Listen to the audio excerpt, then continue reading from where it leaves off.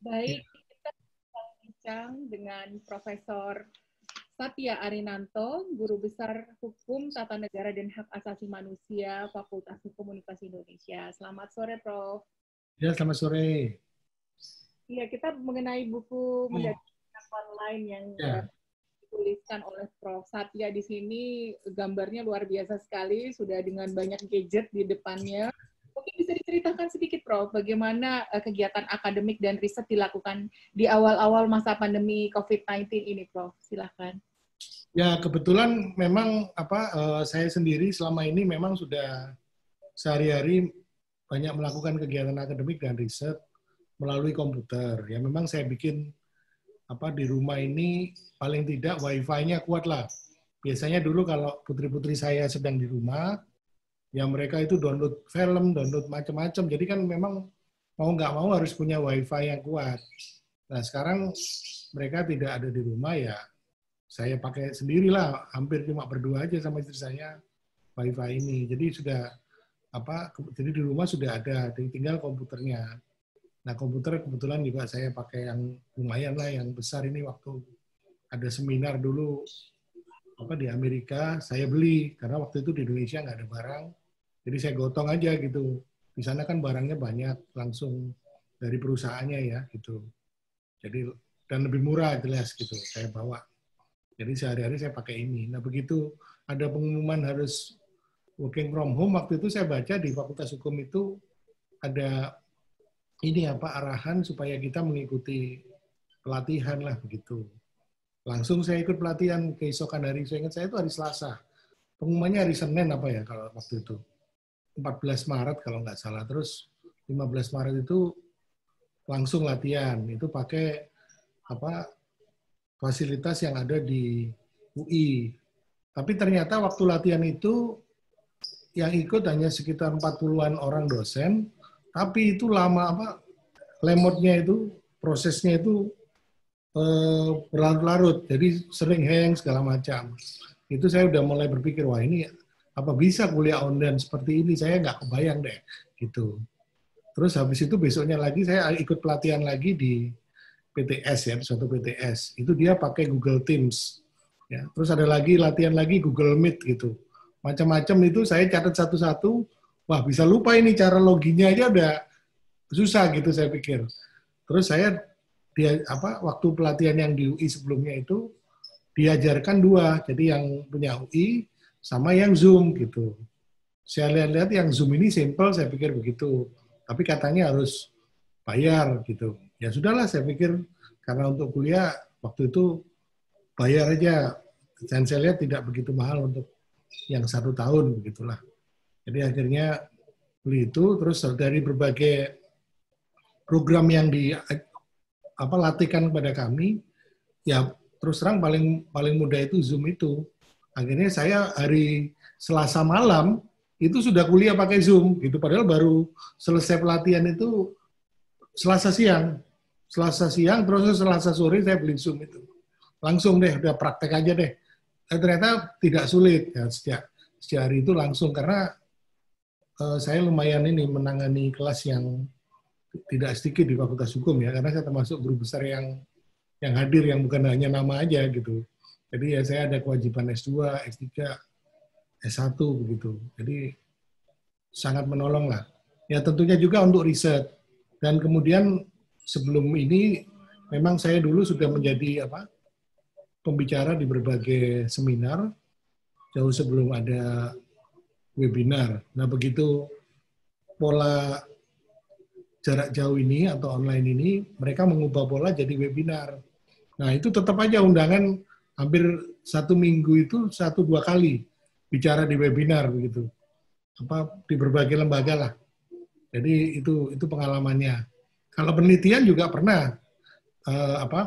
Saya juga membahas penelitian dengan Kementerian Pendidikan Kebudayaan, dengan LIPI, dengan universitas-universitas yang mengundang begitu ya. Jadi webinar itu tidak selalu seminar, tetapi caranya aja dengan Zoom, tapi sebenarnya kegiatannya itu ya di Tridharma itu. Jadi menurut saya ini bagus untuk dilanjutkan.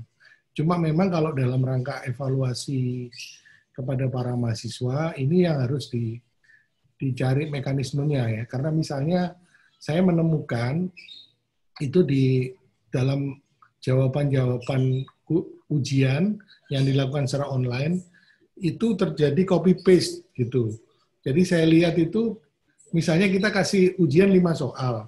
Kayaknya mereka membagi nih, ada yang ngerjain jawaban nomor 1, ada yang ngerjain jawaban nomor 2, terus dan seterusnya. Kemudian mereka membagi itu dalam waktu singkat, mungkin melalui handphone, melalui email, langsung di copy paste, selesailah jawabannya. Karena kita juga nggak bisa mengawasi secara online kan, begitulah. Jadi mungkin untuk ke depan soal itu nggak bisa misalnya pakai soal yang konvensional, biasa jelaskan ini menurut pendapat Anda. Itu pasti copy paste dan itu sudah terbukti oleh saya dan teman-teman memeriksa pekerjaan rame-rame. Satu mata kuliah yang sama nih, mahasiswanya banyak tapi kita periksa rame-rame, kita tuker ternyata di kelas ini jawabannya ini begitu. Jadi mungkin ke depan itu yang paling efektif mereka membuat esai. Ya kalaupun mau kopi-kopian tetap mikir mereka ada bahan ini mereka suruh bikin esai. Itu satu-satunya yang mungkin bisa meminimalisir ya. Kalau bisa seperti di luar negeri itu ada mekanisme pengecekan apa ya untuk ini penjiplakan itu atau Turnitin itu sebelum disubmit. Nah itu harus kita pikirkan juga nanti. Jadi kalau ada kesamaan atau apa mungkin kita bisa melihat bahwa ini pekerjaan ini ternyata banyakkan copy paste aja gitu. Nah kalau sekarang memang agak sulit karena itu terjadi. Kemarin tuh di Fakultas Hukum akhirnya dikasih D atau E. Saya bilang udah kasih D atau E aja. Yang kayak gitu saya usul begitu. Ya udah setuju, yang lain ya udah. Kalau mirip-mirip udah nggak tahu siapa yang copy, siapa yang paste, udah itu. Dan itu tidak hanya di negeri aja, di swasta juga sama, mereka udah canggih, lebih canggih dari kita mahasiswa itu. Nah ini yang memprihatinkan di situ. Jadi mereka ingin dapat nilai bagus tapi dengan cara yang salah, yang curang ya, sehingga menurut saya kalau tidak diantisipasi ini bisa juga menurunkan mutu pendidikan ya. Padahal ini sudah bagus dengan online ini, menghemat waktu, jarak ya, dan lain-lain, kita bisa lebih efektif. Mungkin dalam satu hari kita bisa kuliah ini. Dulu hanya bisa kuliah seperti ini kalau di Fakultas Hukum itu dengan video conference, karena di kampus UI Depok ada, di Pasca di Salemba ada. Nah, tapi kadang-kadang dosen tidak memakai. Jadi mereka tetap aja bolak-balik. Misalnya saya mengajar jam 1 sampai jam 3 di Depok. Jam 5 di Salemba. Jadi habis ngajar larilah ke Salemba gitu. Padahal kan bisa itu sebenarnya digabung tapi dengan fasilitas video. Tapi memang video yang sebelum ada Zoom ini tidak secanggih yang Zoom, kan dia masih mati itunya apa. Kameranya kaku lah begitu, dia hanya menyorot satu tempat aja kan begitu, tidak menarik lah mungkin ya. Gambarnya juga nggak berubah-ubah kecuali digeser videonya gitu. Tapi kalau pakai yang tradisional gambarnya itu aja gitu. Jadi kita mendengar dosen atau apa ya lama-lama membosankan. Tapi kalau dengan ini kan kita bisa ganti background, ganti apa, kita arahkan kamera dan sebagainya. Itu lebih canggih lah pokoknya daripada yang lain.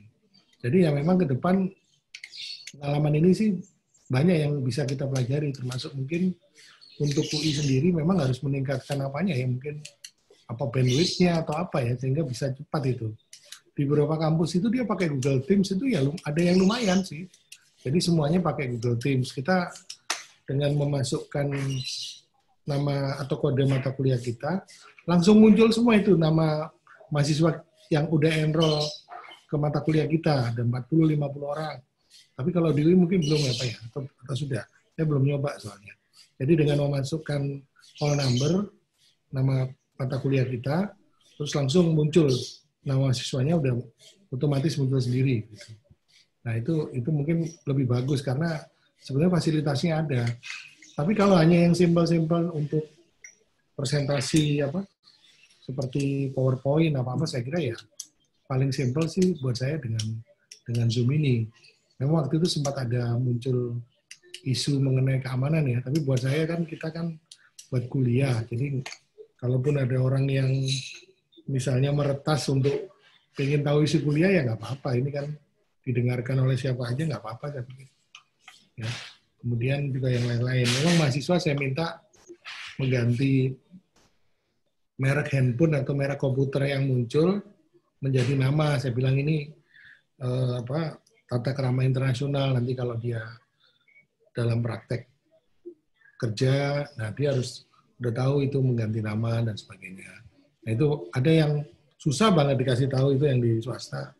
Suruh ganti nama tiap kali ganti, muncul lagi merek handphonenya atau merek komputernya. Tetapi yang di tempat lain sih saya lihat lebih mudah. Jadi saya bikin peraturan kuliah online lah 1 lembar. Termasuk itu awal-awal yang soal mematikan dan menyalakan speaker itu jadi masalah itu. Selalu ada aja yang speakernya nggak dimatikan kalau nggak bicara. Jadi nggak tahu dia lagi online dari mana, berisik sekali ruangannya, ada suara lain yang ada yang teriak-teriak dan sebagainya. Gitu. Kemudian itu saya tulis aja yang sedang nggak bicara itu di mute, saya bilang gitu. Nah, ada banyak juga yang bisa mengadaptasi. Jadi itulah suka dukanya di situ, saya kira begitu. Nah, mengenai sebenarnya juga memikirkan itu mengenai kesulitan akses. Waktu itu saya juga ada bimbingan saya S2 UI itu lagi pulang kampung ya karena pandemi itu. Dia pulang kampung ke Timur Tengah Selatan apa ya? Iya, TTS itu, Kabupaten Timur Tengah Selatan.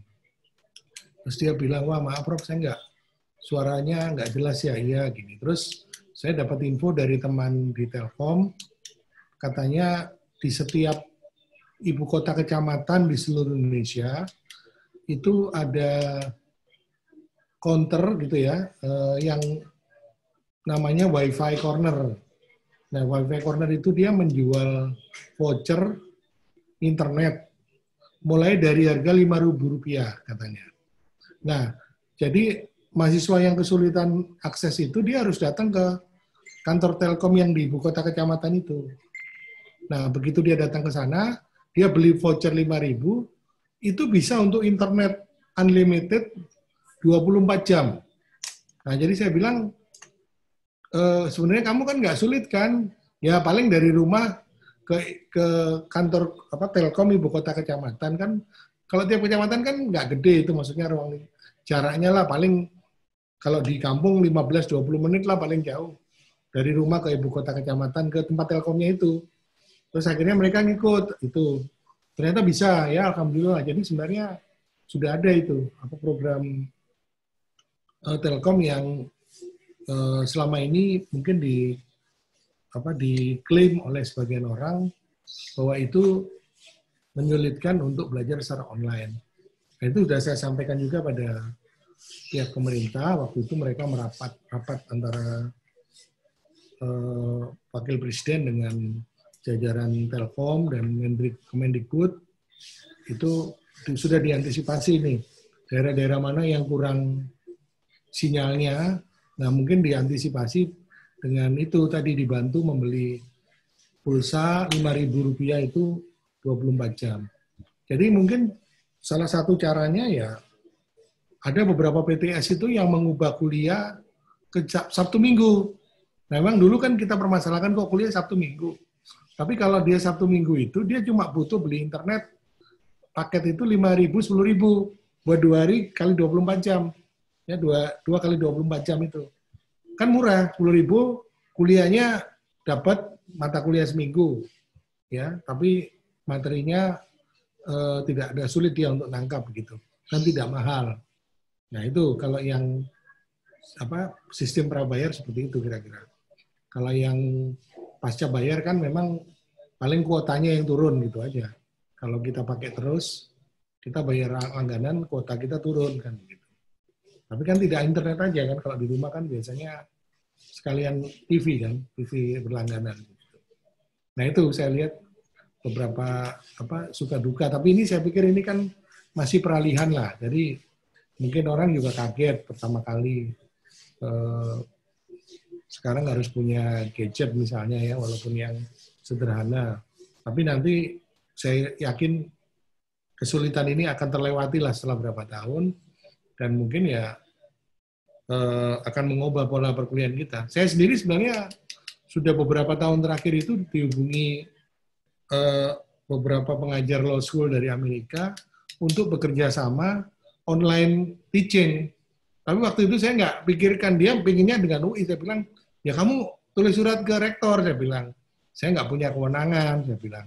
Tapi saya dukung, cuma waktu itu belum ada pandemi. Nah, begitu ada pandemi ini, saya pikir apa yang dulu ditawarkan oleh teman-teman dari law school di Amerika itu mungkin sekarang sangat relevan itu, gitu.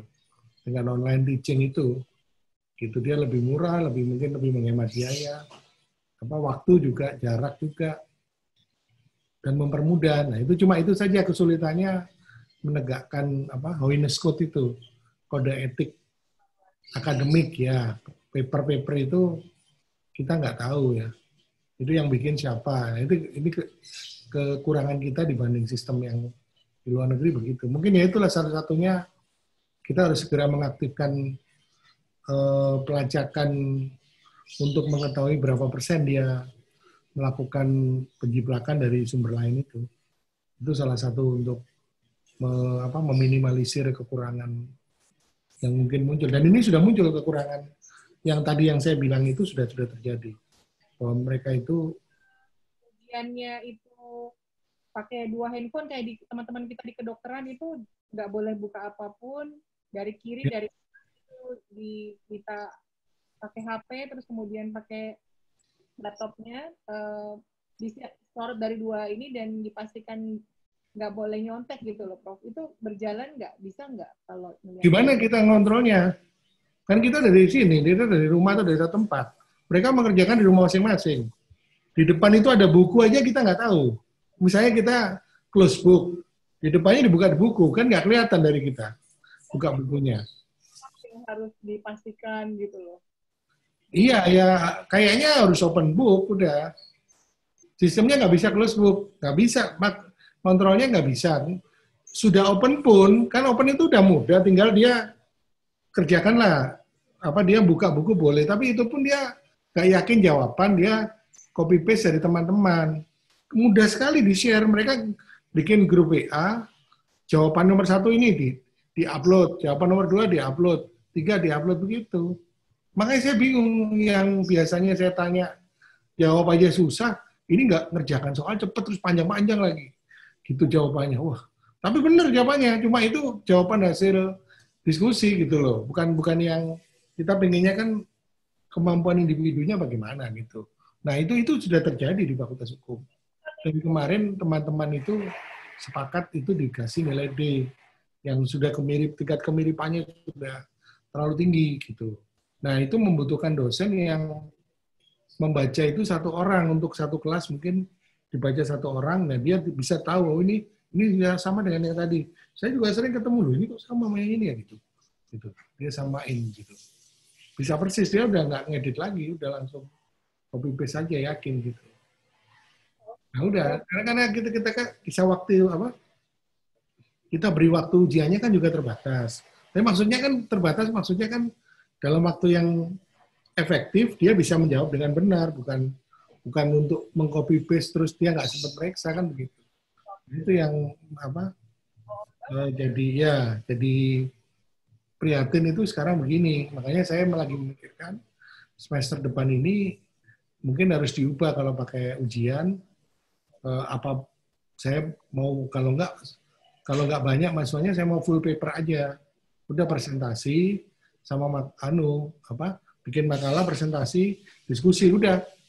Itu semua jadi kuliah seminar. Kan tadinya ada yang pakai UTS, UAS, biasa, esai gitu. Tapi kalau dengan cara gini nggak bisa. Itu.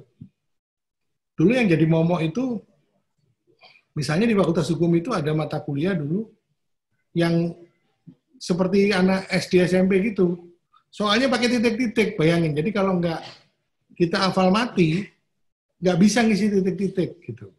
Nah, tapi sekarang nggak, soal kayak gitu nggak bisa.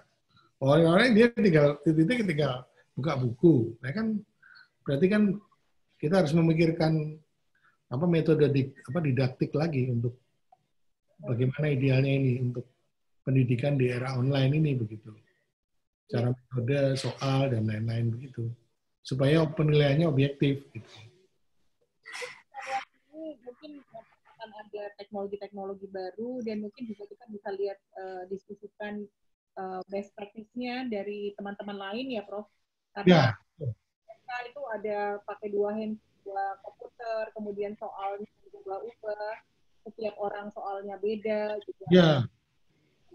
Ya itu, tapi kan repot kalau di Fakultas Hukum itu, mungkin di fakultas lain juga ya, satu angkatan 700 sekarang. Terus berarti kan kita harus bikin 700 soal, kan nggak mungkin juga. Banyak kan sulit sekali juga begitu. Dulu pernah ujian seperti itu, tapi ujian di kampus. Jadi sebelahnya beda, sebelah beda. Kita nggak bisa kerjasama sama sebelah karena kita bedain, tapi kan variasinya nggak banyak. Paling kita bikin 3 macam aja untuk dilompat-lompati ke meja sebelah atau depan belakang. Tapi kalau per orang ya banyak itu saya kira. Agak sulit juga bikin soalnya. Ya saya lihat mungkin itu udah sementara kuliah seminar aja udah. Jadi mereka suruh riset ini. Tapi kan tetap ini kita harus periksa dengan ini alat itu seberapa jauh dia nyontek gitu. Kalau di luar negeri itu saya lihat yang putri-putri saya itu dia online sebelum kirim itu dosennya meriksa berapa persen ini jiplaknya gitu. Kan kalau nggak kan nilainya jelek kalau itu. Gitu. Kalau kita kan belum ada budaya seperti itu. Di Fakultas Hukum baru di tesis itu sama skripsi saya lihat ada. Tapi bukan makalah yang kuliah-kuliah harian belum gitu untuk diperiksa. Jadi itu saya kira tantangan juga nanti ke depan. Gitu. Kira-kira untuk S3 atau yang lainnya tidak pernah ada kesulitan ya, Prof ya? Biasa aja. S3 kemarin yang di UI itu separuh-separuh. Jadi ketika ujian yang sebelum promosi itu full dengan online. Tapi ketika promosi itu hanya ketua program, promotor, kopromotor yang datang, yang lain online. Terus saya pengalaman beberapa kali menguji di luar, misalnya Unibro. Di Unibro itu sudah full online, saya bilang sama teman-teman. Di kampus lain yang ini itu sudah online. Bahkan mereka Zoom-nya itu dibikin waiting room. Jadi seperti upacara beneran gitu. Jadi cuma kalau di Unibro nggak pakai toga. Walaupun guru besar, penguji itu pakai jas semua. Jadi kita pakai jas, terus kita ngobrol dulu dengan penguji di waiting room. Terus room yang lain lagi ada untuk mahasiswa dan tamu. Tamu tetap ada, tapi tamu online juga. Jadi kita pas ngobrol mahasiswanya nggak denger. Nah begitu udah mulai kita seolah-olah kita pindah ke ruangan ke ruang ujian itu seperti kita ujian biasa gitu. Nah kalau di Fakultas Hukum mungkin kemarin belum canggih nih ya pegawainya. Jadi kalau suruh keluar dulu. Maksudnya kalau kita lagi mau menilai, kamu keluar dulu ya. Tapi saya pikir-pikir, lah dia suruh keluar tapi direkam. Ya nanti dia bisa aja dengar rekaman kita. Kita ngomongin apa ke dia kan. Berarti ya nggak ada yang tertutup, kecuali rekaman pas kita rapat itu bisa dipotong, saya bilang gitu. Ya akhirnya mereka mau pelajari waiting room itu. Saya kira bisa lah minta tolong.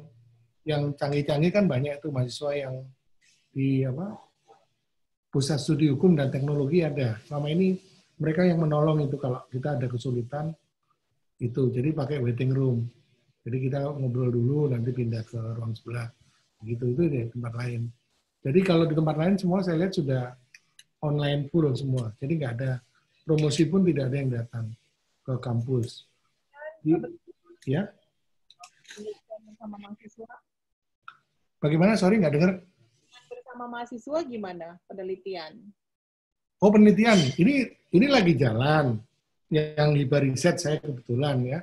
Itu produknya nanti artikel jurnal ya, tapi belum sampai dengan mahasiswa, baru administrasi aja, menentukan ini segala topik, kemudian metode dan sebagainya sampai akhir Maret itu, bulan depan ini, September, ini harus ada progress report yang pertama, nanti untuk ininya, kerangkanya dulu, lah nanti mungkin setelah September itu baru interaksi dengan mahasiswa. Saya kira akan lebih mudah kalau memang, saya kira mahasiswa semua kan sudah bisa itu dengan Zoom. Jadi akan lebih mudah untuk kita melaksanakan, saya kira. Termasuk untuk kontak dengan responden dan sebagainya. Kalau hanya untuk wawancara aja kan bisa lewat Zoom. Misalnya dia tadinya mau ke Papua, mau ke Indonesia Timur, mana-mana kan kita bisa potong biayanya begitu. Tentunya itu, ya. Tapi tetap tidak mengurangi kualitas ini, karena kalau enggak kan sudah artikelnya nggak bisa diterima di Scopus, karena target itu adalah ibadah risetnya adalah di Scopus gitu. Baik, Prof. Satya, kita berbincang dengan Profesor Satya Arinanto, Guru Besar Hukum Tata dan Hak Asasi Manusia Fakultas Hukum UI. Terima kasih banyak, Prof. Ya, terima kasih. Ya. Recordingnya sebentar, ya. Ya.